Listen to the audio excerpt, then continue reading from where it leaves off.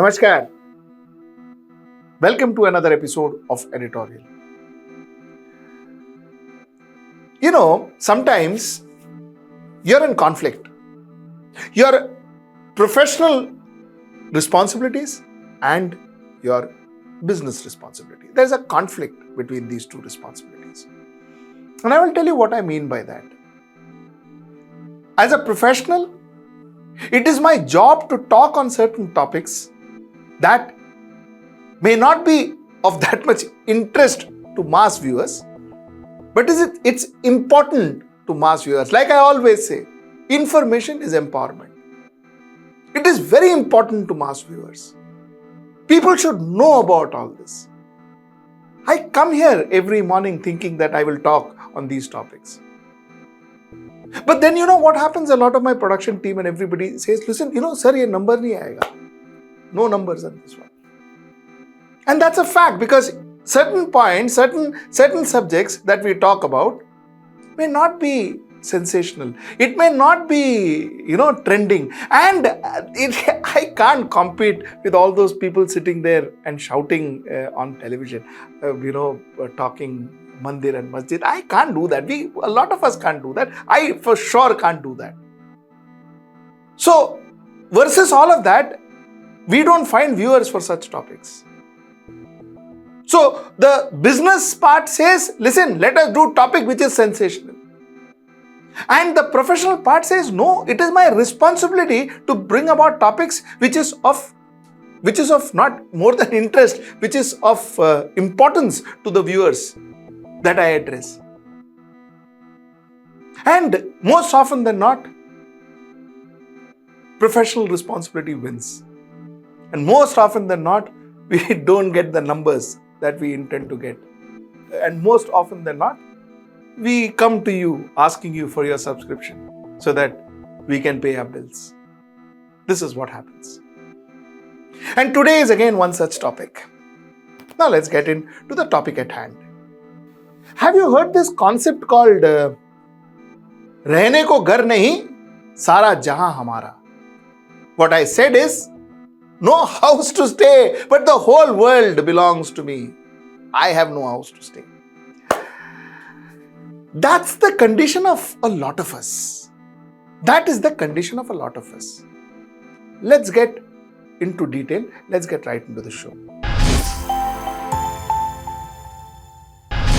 You see, what I was trying to talk to you about is, we are bombarded with the fact that India is going to be the next superpower.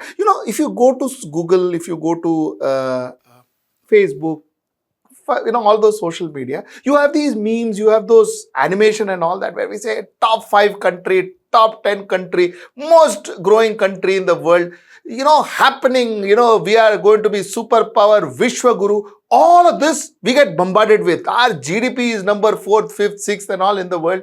We get bombarded with these kind of information. Now what happens with these kind of information is we start getting an idea about ourselves, or we start forming an opinion about ourselves. Now what we need to understand is whether that opinion is correct or that opinion is not correct. Because knowing reality is the most important thing, isn't it? Bhai, we should know what is real. Have mein jeena is kind of foolish, isn't it? Correct. So the point is, what I'm going to do is, I'm going to talk to you again. I'm going to talk to you some figures. And again, I'm going to tell you how one figure could be contradicting with another figure. Again, I'm going to tell you some figures and you figure it out whether those figures are right. Don't need economists and PhDs and all that to tell you. You can figure it out for yourself whether those figures are correct. Those figures are real in terms of real life. I'm not saying those figures are wrong. Technically, those figures must be correct. But in real life, is that true? That's something that you figure out.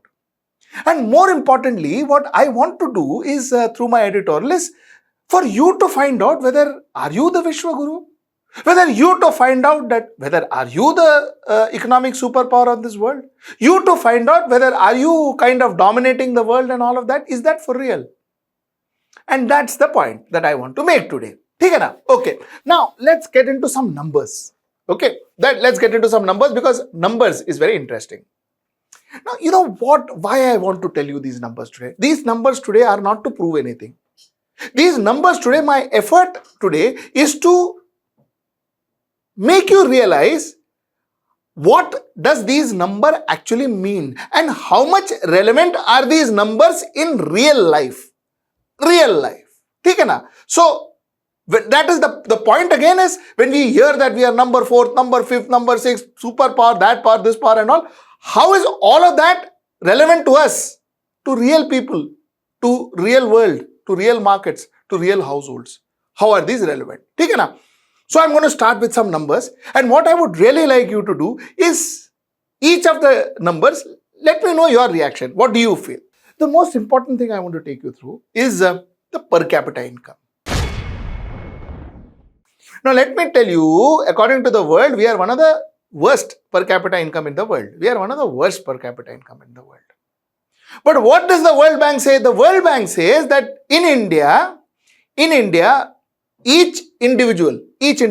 Okay, before I get into per capita income, let me give you the meaning of per capita income, the definition of per capita income. ठीक है ना? Per capita income is a metric used to determine the amount of money earned per individual in a nation or geographical area. I repeat, it is earned per individual in a nation or a geographical area.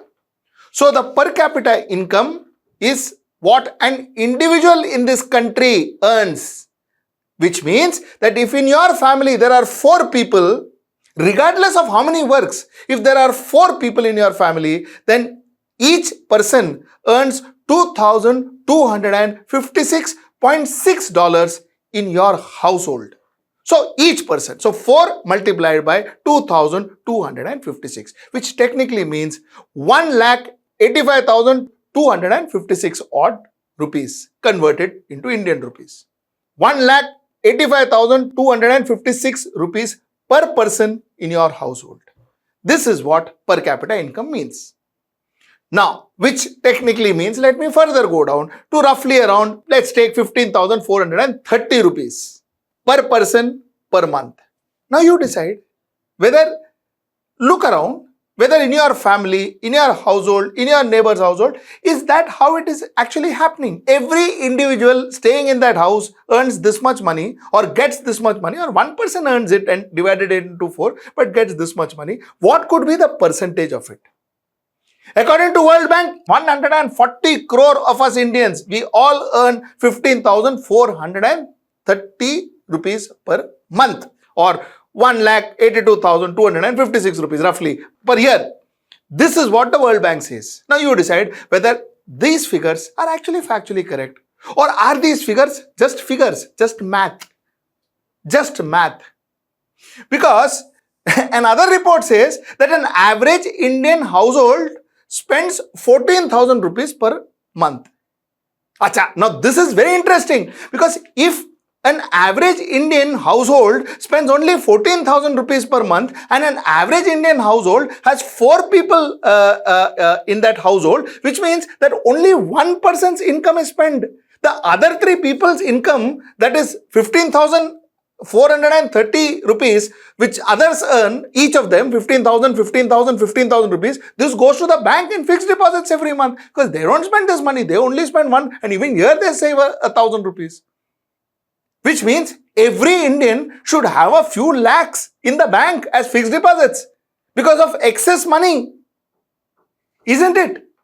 These are what figure says, and this is what people sit and debate. This is what they say, that you are powerful, you are superpower, you are the fastest growing, you are that growing and this growing. These are the figures which form the basis of all these discussions. Now you think about it. You decide whether these figures are right, whether these figures are wrong, whether these figures make sense, whether these figures don't make sense. So, like I said, an average Indian per month gets 15,430 rupees, more or less, and makes around 1,82,256 rupees per Indian in this country, according to World Bank. And that is what we call our per capita income. And still people say we are one of the worst. Okay. Now, let me give you another figure. Let me give you another figure. Remember the Oxfam figures? According to Oxfam, if you are earning 25,000 rupees per month, you are among the top 10% of income earners in India.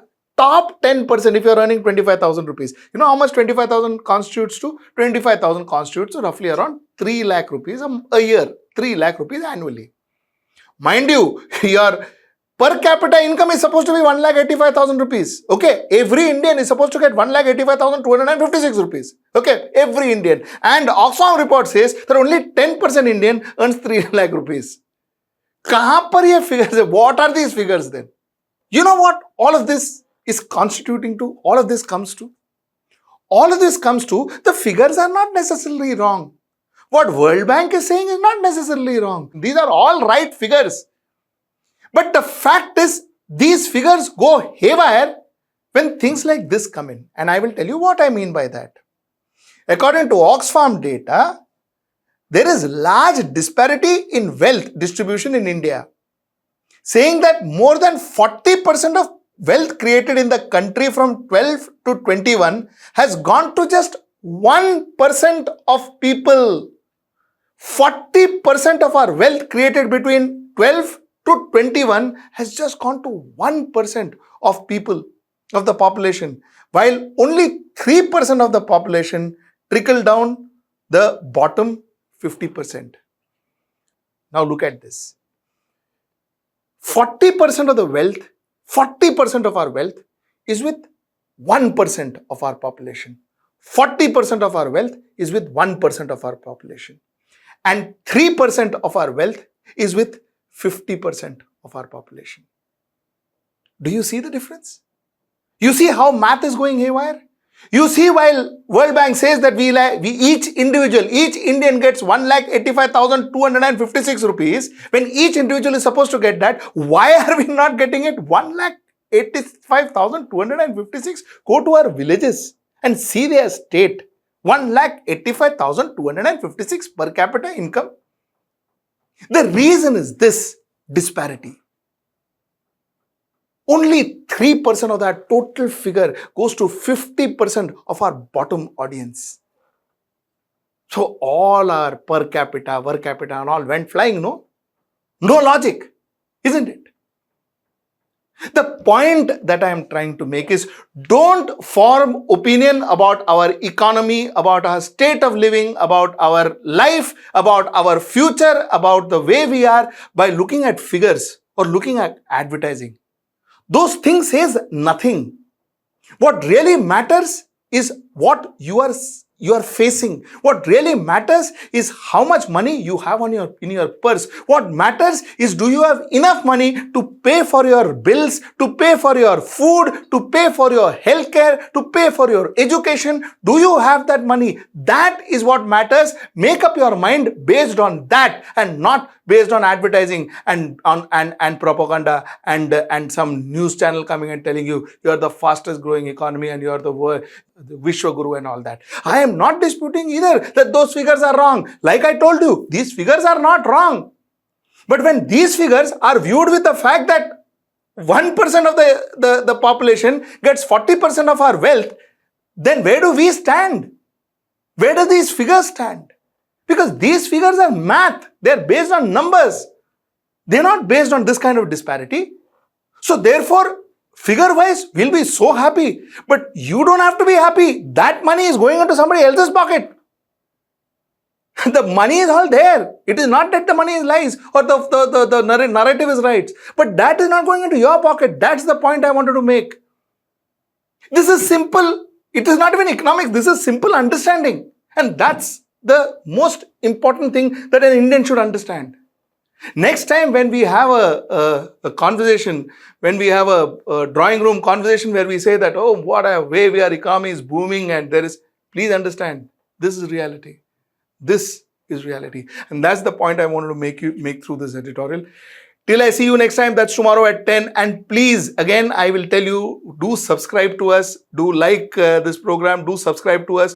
Do pick up one of our packages. It will help us to pay our bills. It's important. Like I told you, such topics will not get us views.